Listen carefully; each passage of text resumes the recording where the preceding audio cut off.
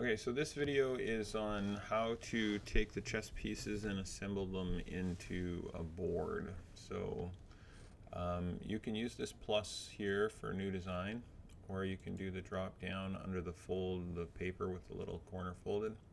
So we're going to go new. We're confronted with this dialog box or choice. So if you're using old videos that somebody else has created before 2026, you typically just choose the hybrid file. If you wanted to get fancy and just draw a part, you could draw a part. I'm going to do assembly and we'll see how that goes. And so we created. We have different tools here. The most significant is the joint is now under relationship instead of under, I can't remember what it was under. Okay, so the first thing I'm going to do is I'm going to bring in the chessboard. So it's either a right click on it and you can insert into current design, or you can just simply drag it in. It takes a minute. You're presented with this moving device. This arrow is going up, this one is going to the left, I guess. This one's going a little bit different angle. These are rotational ones. This one is anchored, you can see by the little anchor, and if you accept its location, which is basically 0, 0, or the origin, then you can click OK.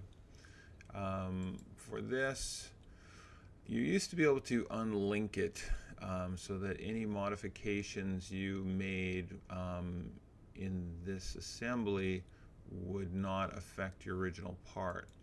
But that's not the case anymore. So we'll just have to deal with it. The anchoring just means that it's not going to move. Okay, so if I was going to want to make changes to the board, I would have to do it in the original document. Okay, so it's good practice to save at this point. I've started a folder that is basically Chess 2026. If you wanted to create your own folder, you'd hit New Project, create the folder, and then select that folder once you hit save, and then give it a name. So this is going to be, we'll call it the game, and hit save. Okay, so the first thing I'm going to do is I'm going to bring in a pawn. So the natural spot for it to bring it in is down here, which is not very handy. So I'm going to use the arrow key to bring it up, and then if I zoom out and zoom in, I can use these to change the angle, but the position that it came in for me is actually pretty good. If you hold this dot, you can just move it freely all over the place, and that's probably it. You'll notice that it comes in with a name, so it's red pawn, which is what I called it, and it'll give it kind of an instant number, I guess. So what I want to do is I want to go to relationship and I want to build a joint, and you've got some options here, but I'm going to take the default one. I'm going to zoom in so you can see it really well. If you have a flat surface, it's going to be really easy to put sort of the joint cookie here. So I click the movable one first, and then I click the location. And if it comes in upside down, you're just going to flip it over. So that is a perfect set. If you mess up, you might be in a situation where the piece is down a bit. So if you go with section analysis and cut your object in half, if I hold shift on the keyboard and center mouse button, I can look around and I can see that my piece is actually there. If you were to right click on your object and you were to move it, you should be able to see what would happen. Actually, maybe the joint is not. Sorry, I'll cancel that, and I'll go to relationships, and I will open up my joints, and I'll right click on the joint, edit joint, and then that'll allow me to move it down or up. So that's 10 centimeters. I want to move it 5. Okay, and then I click OK, and you can sort of see that it's in the middle of the board, so that's not desirable. So if I go to the undo edit, it goes back up, and if I turn off analysis, it goes back to the complete board. I can also turn off that joint and turn on that joint. It looks better with it off, but sometimes you want to try to find it. The next thing is going to be to bring in another one. And I've tried this. There used to be a different way of doing this, but if I go to copy and I go up to the game and I go to paste, it used to be paste new, I can just bring it over. And the squares are 40 millimeters apart on my board, so then that works out perfectly for me. It's dead center, and you can go home. And then you can do that continually. So we're going to paste another one. This time it's going to be 80. Click, and we'll just do one more. Paste. And this one would be 120. Okay, so now what if I wanted to bring in the other pond? If I wanted to bring in the other pond, I've created these already. So I'm just simply bring it in. It's going to put it down here. I'm going to bring it up so I can get the location. I'm going to accept that. I'm going to type J on the keyboard this time, and that brings up the joint, and then I'm going to click and click. And this one went upside down, so I'm going to flip it and click OK. It's green pond down here. I'm going to copy it. I'm going to right click on game, and I'm going to paste a new one, and I'm going to use this arrow. I'm going to bring it in 40, and you sort of get the idea. I'm going to bring in a bishop, so we'll bring in the red bishop,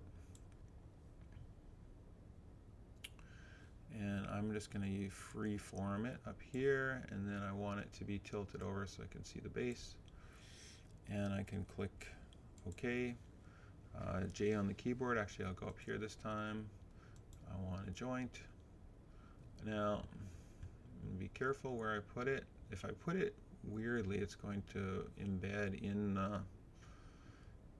the board. So I'm going to be careful that I just get the surface.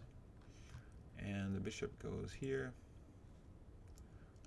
Now, you'll notice that the bishop is small. So how can I change that? Well, if I double click on this over here, I can open it. By the way, to get this, you go to Hide Data Panel or Show Data Panel. So now I have my object, and it happens to be a little small. So I'm going to select it, and I'm going to go to Modify and Scale. Now, any number less than 1 is going to make it smaller. Any number greater than 1 is going to make it bigger. So I'm going to try 1.5. And then I'm going to click OK, and I have to save it. If you don't save it, it doesn't work. I'm not going to give it a new name. And so then when I click back to the game, there's a little wee link up here, and it says update one child component to the latest milestone. So now it's bigger, so you have to decide whether that's the right size or not. And then I should be able to do copy and paste, and then I need another bishop over here. Now it's going to be increments of 40 millimeters, so that works out fairly easy for me. And so that's the bishops, and that's how you rescale them. I'm going to show you how to deal with the color issue. So I'm going to open up my king, and I'm going to give it a color. So I'm going to save it, actually. Save as, and we'll call it the green king, and I'm going to hit save. So now I have in my panel over here, it'll be another green king. Now he's not green because I didn't change the color of him. I'm going to go on the bodies. I'm going to go to appearances, and you might know how to do this already. I'm going to go to paint, and glossy is always fun. And I'm going to download it, or make sure it's downloaded, and then I'm going to bring it up to in this design, and I'm going to place it on my object. So once again, I have to save and click OK. I'm going to go back to the game. I'm going to drag in my king, and I will just grab this part, bring him up, and I will tilt him over, and then I will click OK. So this time I'll do J on the keyboard. I will hover and grab it. So now queen gets its color, so the king should be on red in this case. And we'll click OK. So now I have a king that is green. Now he looks a little big, so maybe I'll go and make him slightly smaller. So I'll select the object. I will hit modify if it is in fact selected. I'm going to go to 0.8, and then I'm going to click OK. I'm going to save it, which is important. I'm going to go back to the game, which is the assembly part, and I'm going to click the link that makes it. Okay, so now when we look around, maybe that's more what we want as far as chess pieces go.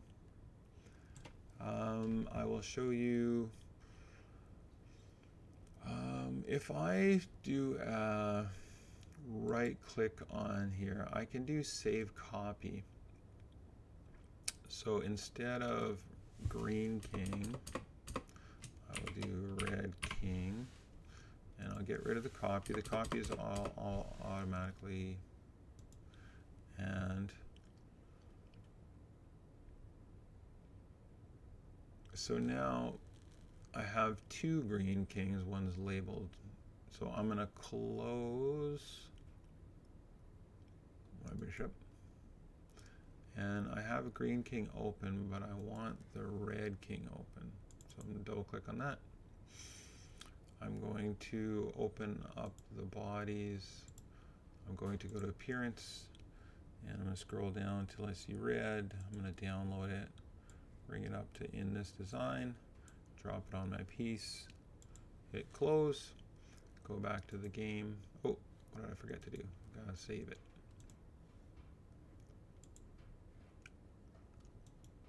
So now over here I've got different objects. I can now bring in the red king,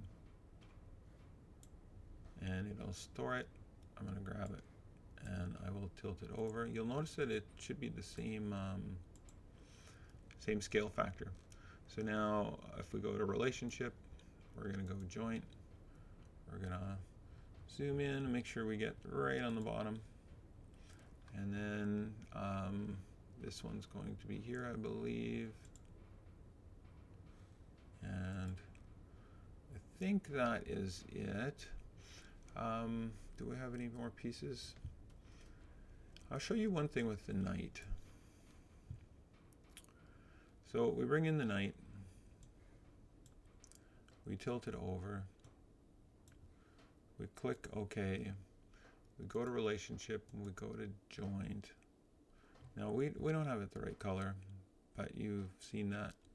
So we want to make sure that we have the cookie in the right spot. If your knight isn't